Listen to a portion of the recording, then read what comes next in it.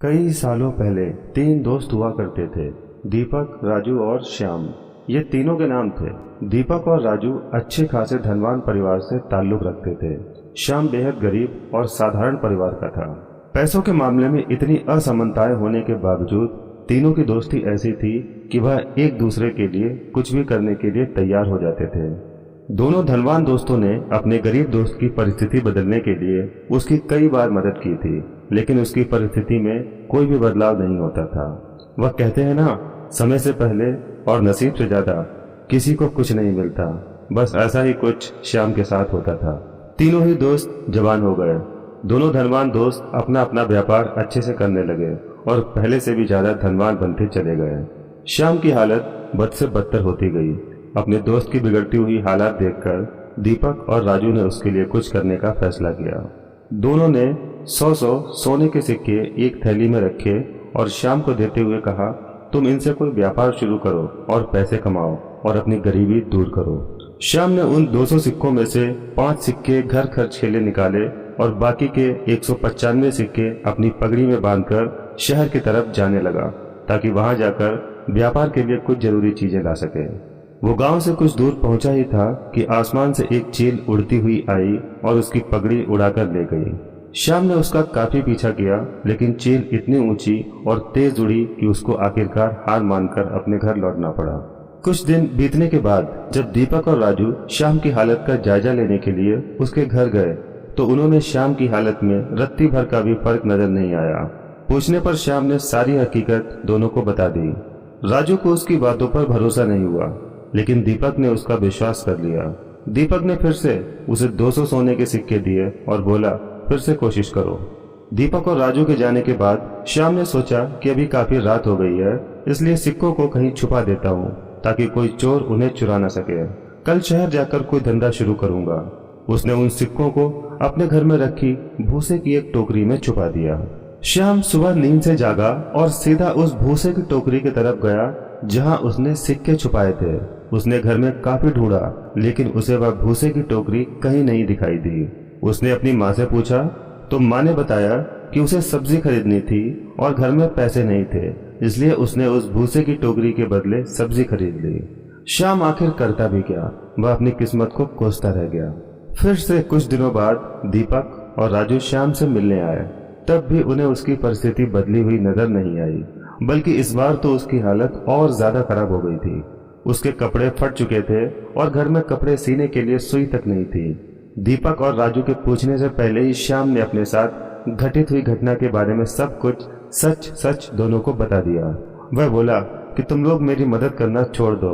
अब तो मुझे भी लगता है कि मेरी किस्मत में धनवान बनना लिखा ही नहीं है।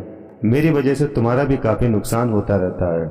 राजू को अपने दोस्त की ऐसी हालत देख उस पर दया आ गई, लेकिन वह जानता था कि वह चाहे कितनी भी उसकी मदद करने की कोशिश करे, उसका परिणाम बिल्कुल निष्फल रहता है। इसलिए वह तुरंत बाजार जाकर एक सुई खरीद कर लाया और उसने श्याम को वह सुई दे दी। राजू और दीपक के जाने के बाद श्याम ने अपनी माँ से कहकर अपने फटे कपड़े सिलवा लिए। उसी रोज उनके पड़ोस में रह रहे मछुआरे की बीबी उनके घर आई और सुई मांगने लगी। वह बोली, मेरे पति को मछलियां पकड़ने जाना है, लेकिन हमारा मछली पकड़ने का जाल कई जगहों से फट चुका है। अगर आपके पास सुई है तो मेरी मदद कर दीजिए। इसके बदले में मैं आपको एक अच्छी सी मछली देकर जाऊंगी। श्याम की माँ ने उस महिला को सुई दे दी। अगले दिन वह महिला एक बड़ी सी मछली के साथ उनके घर आई और उन्हें धन्यवाद देते हुए सुई और मछली उनको देकर चली गई।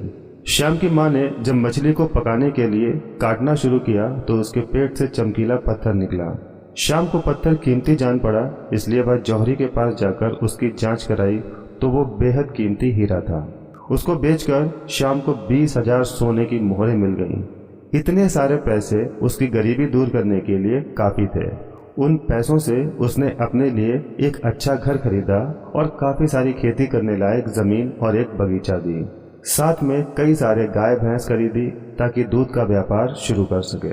हमेशा की तरह कुछ दिनों बाद जब उसके दोनों दोस्त राजू और दीपक उससे मिलने आए तो उसकी बदली हुई परिस्थिति देखकर दोनों दंग रह गए। इस बार दीपक को श्याम की बातों पर भरोसा नहीं हो रहा था। उसे लग रहा था कि जरूर उसी के दिए पैसों से श्याम ने तरक्की की है, लेकिन वह बताना नहीं चाहता। लेकिन राजू को उस पर विश्वास हो गया था कि जरूर उसे सुई की वजह से उसकी किस्मत बदली है। श्याम अपने दोनों दोस्तों को अपने खेतों में घुमाने ले गया और बाद में अपने बगीचे में वहां पर कुछ बच्चे पहले से एक पेड़ पर चढ़कर फल तोड़ने की कोशिश कर रहे थे।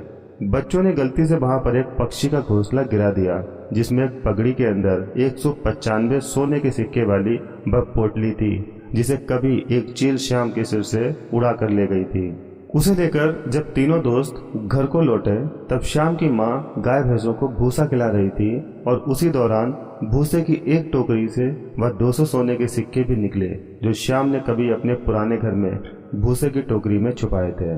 उसकी किस्मत कुछ ऐसा खेल रही थी कि उसके हक की सारी चीजें और खुशियां उसके पास लौटकर आ रही थी। नसीब चमकने की वजह से श्याम तो खुश था ही, लेकिन उससे भी ज्यादा खुश थे उसके दोनों अच्छे और सच्चे मित्र। आशा करता हूँ आपको ये कहानी अच्छी लगी होगी। अगर आपको ये कहानी अच्छी लगी हो तो इसको लाइक करें और अगर आप हमारे चैनल पर नए हैं तो इसको सब्सक्राइब अवश्य करें ताकि आपको और ऐसी ज्ञानवर्धक कहानियाँ समय समय पर मिलती रहें। वीडियो को पूरा देखने के लिए आपका दिल से धन्यवाद।